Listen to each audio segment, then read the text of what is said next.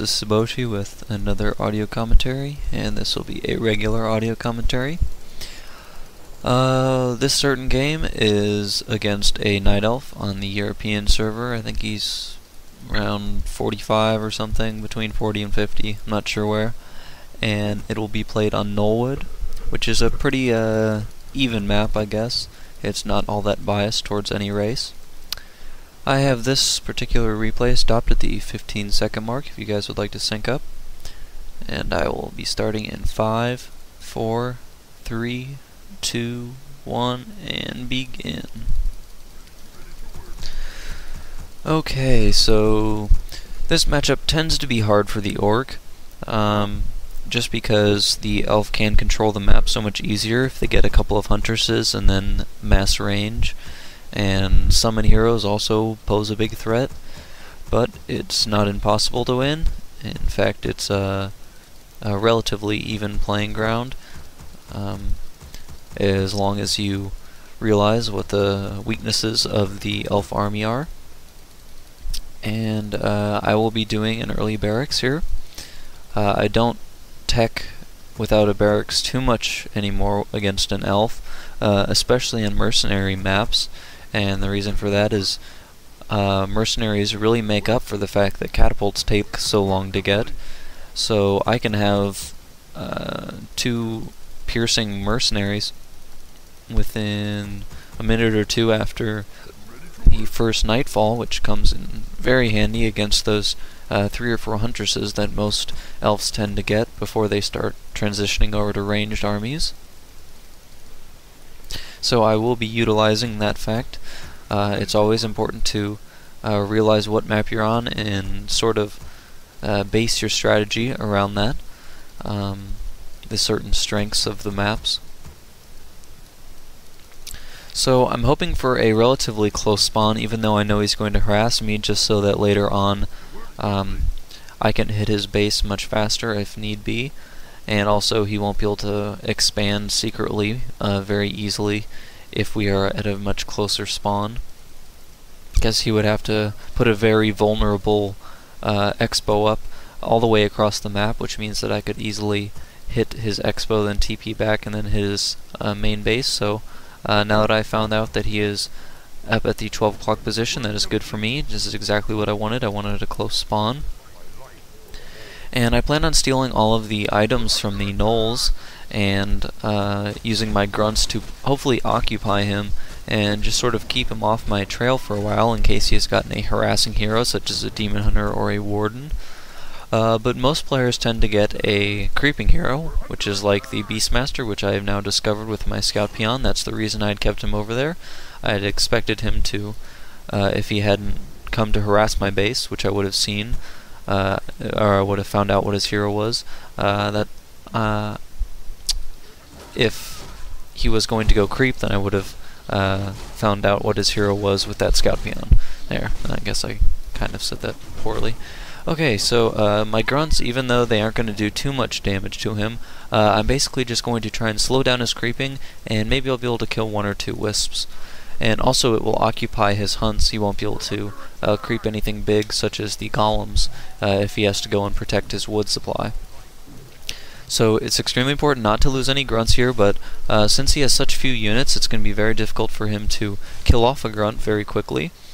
And this should give me plenty of time to pick up all of the items on the from the gnolls. And this will also, like I said, keep his Beastmaster low level because he cannot creep very quickly. And now that he has retreated his Beastmaster back, I'm going to go ahead and run away. With those Quill Beasts added to his army, he really can start killing grunts a lot faster, so I have to retreat. Losing a grunt right now would be very bad news for me. And because I'm harassing with my grunts back in my main base, I have put down a voodoo lounge so that I can heal them as soon as he goes off and stops trying to put pressure on my base. I can easily heal my grunts, and they will be useful mid-game then. I go ahead and cancel that voodoo lounge just because he's going to attack it, and it will die in a matter of seconds anyways. It's very important not to fight him at this point. He obviously has the better army. And even if I did have the better army, he would still have the more efficient army because he could kill off a grunt then run away his huntresses, which are extremely fast. And this is actually a good thing, even though it may seem like he's containing me in my base. This is a good thing because my Farseer is away from my army, and if he's not creeping and he's harassing, then my Farseer will just gain levels and experience on his army. So this is a very good thing for me right now. I believe I'm heading over to the middle so that I can put down a ward and also figure out if it's a fountain of mana or health. I did not check earlier. And it looks like it's a fountain of mana. I would have rather had a fountain of health, but because he did go a Beastmaster, once I start getting some shamans up, it'll help out a lot because I don't need nearly as many shamans because I can just run them over to the mana fountain and get them all full mana, and then I don't have to produce as many because they're just going to have plenty of purges left in them that they can take out his summons no problem. To some of your surprise, I am going the Shadow Hunter, and the reason I'm going the Shadow Hunter is because I'm testing out his piercing and hex and healing abilities against the elf race. I find that wards are actually a very good meat shield mid-battle after most of your grunts are dead or you've run them away because they're low hit points. Those wards really hold off a lot of his ranged attacks, and they also do a lot of damage to his magical armored units, which he does have a lot of, or unarmored units. Like the only armored units that he has that don't take 150% damage from my piercing wards are archers, and most people tend to not mass them. They usually like to opt for more Druids of the Talon or more Dryads. And from my ward I can see that he is doing the typical mass tier 2 ranged strategy. So in order to counter that, where he has an advantage mid-game, I will be needing these mercenaries. Against a Beastmaster, catapults don't do all that great of damage because a good elf player will simply focus fire the Hawk and Quillbeasts or Quillbeasts and Bear immediately onto your catapults, making them run, or else they die and they're useless after 3 or 4 hits. So that's why I'm using mercenaries instead, who take reduced damage from his piercing and magic damage that comes from his Hawk and Quillbeasts. So right now the plan is basically to try and get 3/3 heroes. Level 2 wards from my Shadow Hunter will come in, will become very handy later on in the game, and at that point I'll probably be able to start pushing into his base much easier because wards really kill hunts very easily, and like I said before, they are a very good meat shield against mass range. I see he has gone the Firelord second, a very common strategy where you mass summons and you overwhelm your opponent so that they can't produce enough shamans. But unfortunate for him, this is a mana fountain map, and I will be able to get full mana onto my shamans, which means that his summon heroes are not nearly as effective as they would be on a normal map. And I had a feeling he was going to go ahead and hit my base soon. So I was going to run over to the other mercenary camp so that I could pick up more piercing units, because I am in dire need of those, and I am not producing catapults yet, since my war mill was so far behind. And berserkers really do a lot of damage per second compared to catapults. It's probably a little bit less than catapults, but for the amount of money that you have to spend on them, it's certainly very efficient. So I pick up 2 more mercs now, and it looks like he is going to start pushing my base, and that's actually fine by me because this is just my base. The way I built my base, it is almost impenetrable unless he decides to rush in and sacrifice a lot of his units to my burrows, which if he started to do, I would just TP in and make him TP out, and neither of us would lose any units really, or buildings, except that he would lose time creeping and I would gain time creeping. So since he realizes that he can't penetrate my base, I'm not sure if he is off creeping or getting more scrolls or what, but I'm just going to go ahead and keep creeping. Like I said, I want 3/3 heroes, and after I creep this camp I will certainly have that. and those level 2 wards will be at my command. So I'm just keeping my whole... I've changed my rally points of my Spirit Lodge and my barracks to back into the back part of my base, so that my units do not...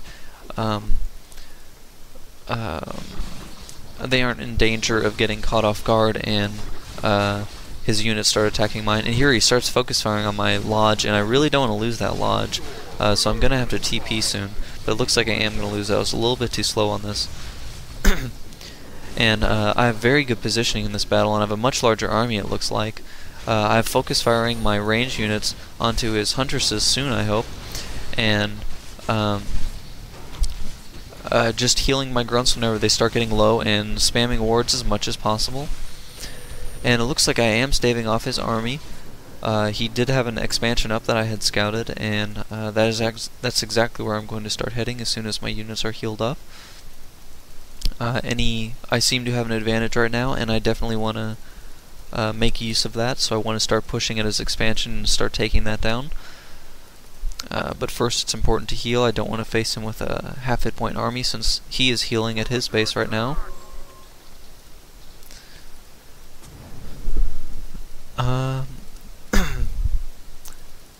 So just basically heading over to his base.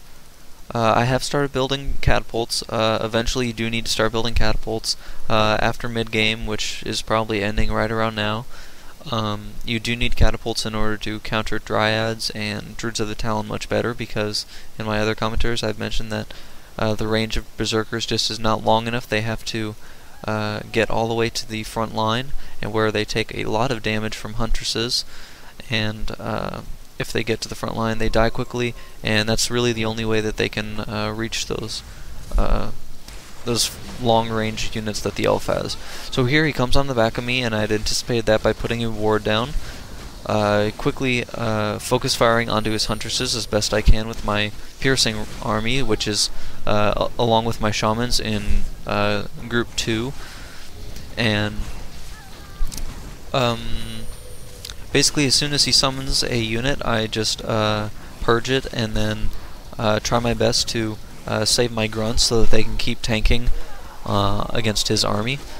And you can see here now all my grunts are pretty much gone, but I do have that army of wards and a few summons left, where I'm going to be able to take down his army, it looks like, because he lost his entire meat shield as well.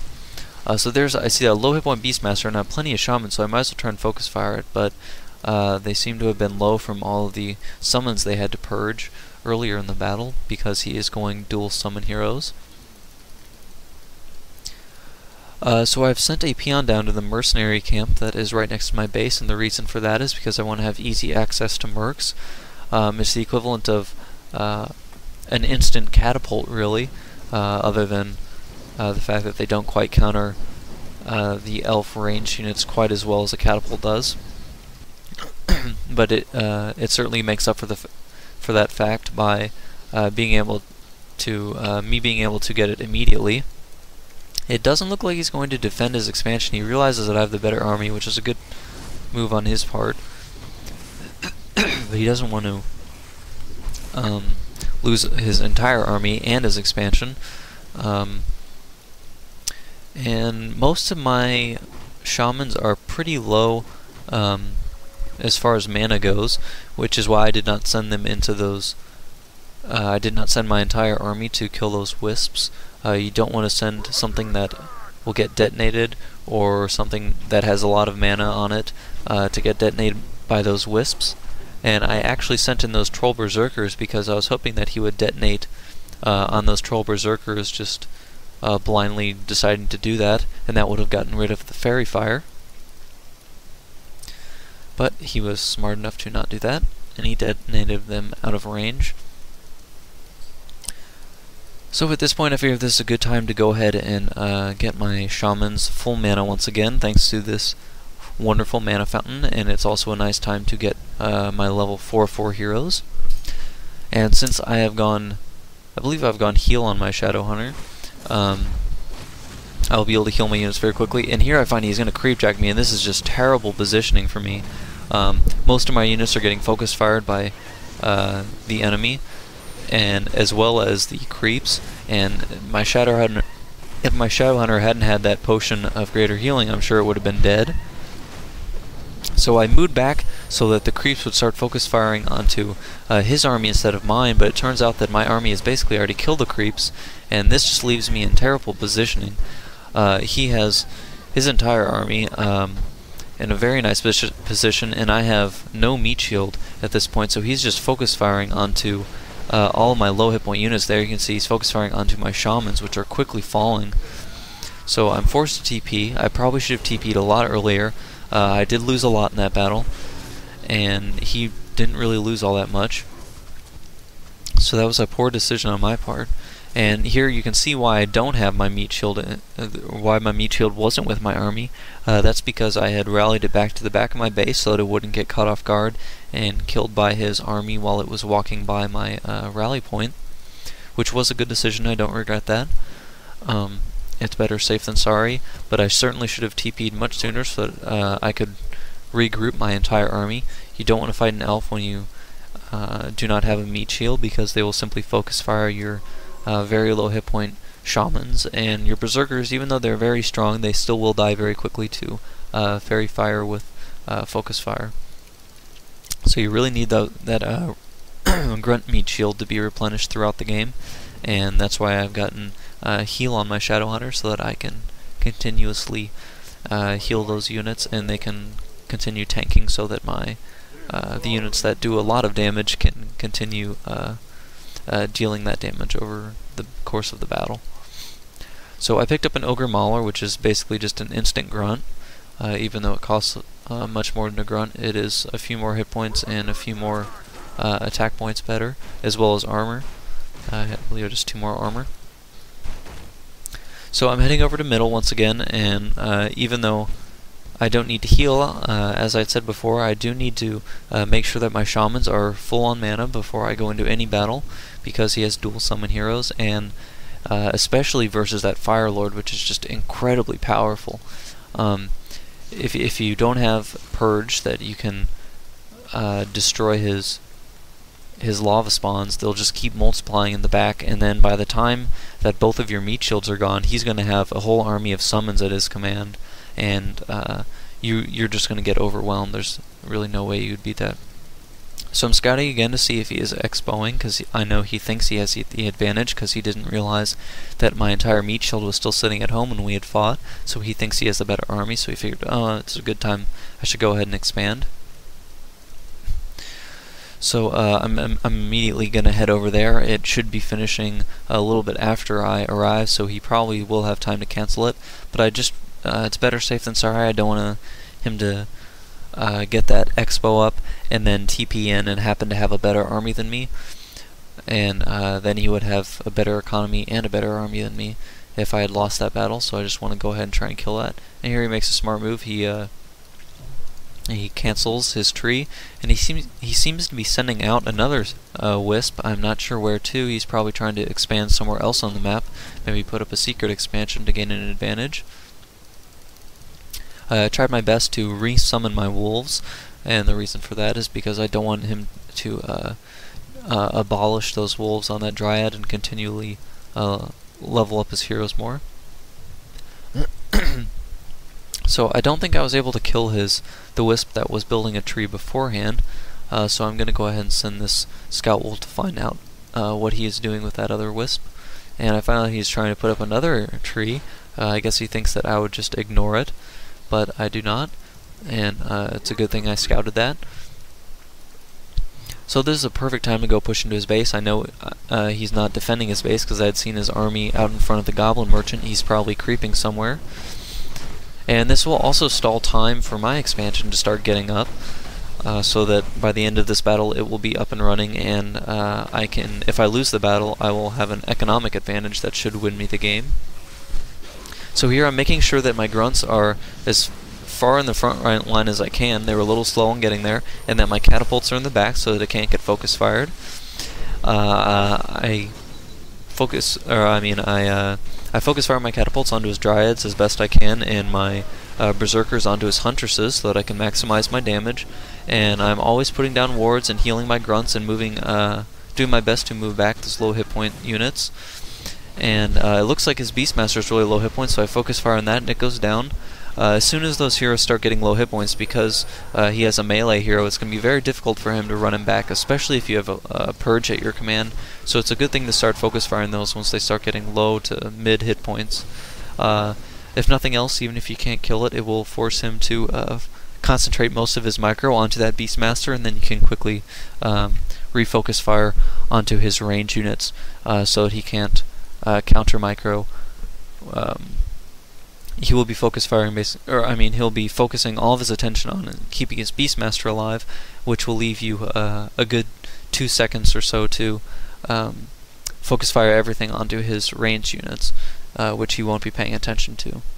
So I guess that's really it. Hope you guys enjoyed that replay, and if there are any comments or tips, please leave them. I always do read the comments that you guys post. So thanks a lot for listening.